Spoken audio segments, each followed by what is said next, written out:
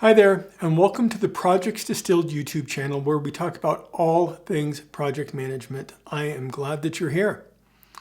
I think that there may be something wrong with the job market. According to the World Economic Forum, as of March 9th, we are having the strongest job market in 50 years. The U.S. Labor Department said that the economy added more than 500,000 jobs in February. Things sure seem rosy out there from a statistical standpoint. But that is not the reality that I am seeing on the ground. When looking at LinkedIn and other job sites, the number of applicants for the jobs is astronomical. More than 2,000 applicants for a job? How does an HR recruiter even manage that? And should you even bother putting your hat into the ring?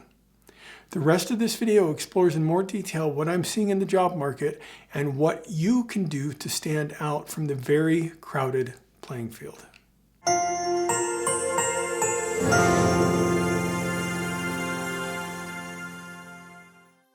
So the good news in all of this is that there are indeed a lot of good jobs out there. The bad news is that there is an unbelievable amount of applicants for each job. I worked for a couple of very popular tech companies in the past, and there were times when we would shut down the job description after 100 or more people applied.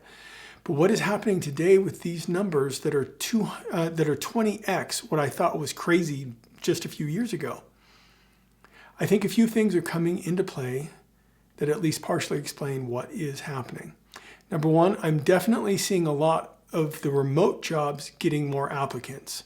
All of the jobs that have 300 or more applicants seem to be remote in my sampling. This makes sense, but what an amazing and, to me, unforeseen downside of remote working. When people across an entire country or more can apply for a job, this definitely contributes to these wild numbers. But I did some spot checking, and even in the local-only jobs, there are a lot of really high numbers of applicants there too. So there must be something else at play as well. Number two, the jobs that I have looked at have crossed all kinds of industries, from healthcare to tech to legal to insurance to banking, you name it. But the jobs I sampled were all in one or two disciplines. Either they were tech-related jobs or they were project management jobs. So I'm going to chalk some of these crazy numbers up to the fact that the tech industry has seen a bloodletting in the last few months, and most tech workers are, well, technical. So that could be putting a lot of pressure on the number of applicants to tech jobs. Number three, I've received some comments from colleagues that the majority of those who apply to the jobs do not even come close to having the qualifications for the role.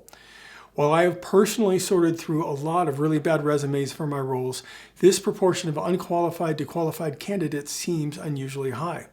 I don't have an explanation for it, so maybe if you have an idea about it, let me know in the comments.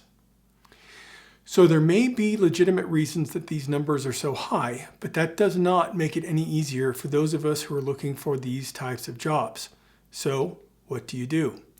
First, you're going to have to rely more on your network. Having any connection at all to the hiring manager or to the company in general will help you. See if you can get referrals. See if you can find anyone in there that can help you get your resume reviewed by the hiring manager. Second, make sure your resume is both outstanding and current. It may be time to hire a resume writer if you're serious about standing out in the crowds of these sizes. There are a lot of resume writing tips and tricks out there, but to be honest with you, I feel like they give a lot of contradictory information, so be careful if you do it yourself. Third, tailor your resume and cover letter to the specific role you're applying to.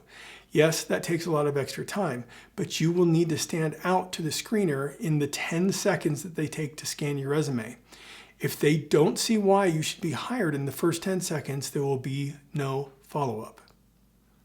Finally, stay positive. It's hard to stay positive when there's so much stacked against your resume being seen amongst the hundreds or thousands who have applied. But any hint of negativity in the cover letter, resume, or other correspondence can be a big turnoff to a hiring manager. Do all you can to present yourself in nothing but a positive light. That's it. Something definitely seems incongruent between the headlines about the job market and the reality on the ground. Anyone looking for work right now is going to need to live with that reality and really go the second mile to get that job. Good luck to you. If you found this information useful, please like and subscribe. Thank you so much for watching my videos. Before we end this, just one quick thing. I've taken my years of project experience and married them with my MBA from UC Berkeley. The result is my book, The MBA Distilled for Project and Program Professionals. If you already have your project certifications and you're looking for a way to improve your skills further, you need this book. It takes MBA concepts from core classes and applies them to project management. It's available on Amazon in softcover or Kindle, or visit my website, mbadistilled.com, for more information.